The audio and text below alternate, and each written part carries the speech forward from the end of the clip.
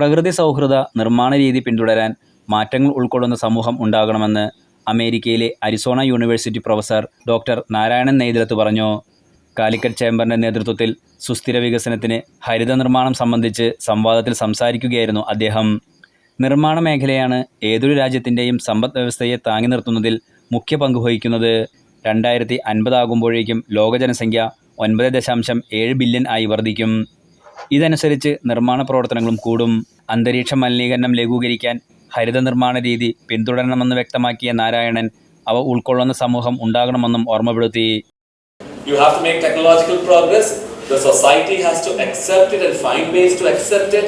There has to be policy changes. There has to be incentives in using it, and there has to be a group of technocrats willing to adopt and implement these strategies by taking risks so that we go faster. Okay, thank you so much.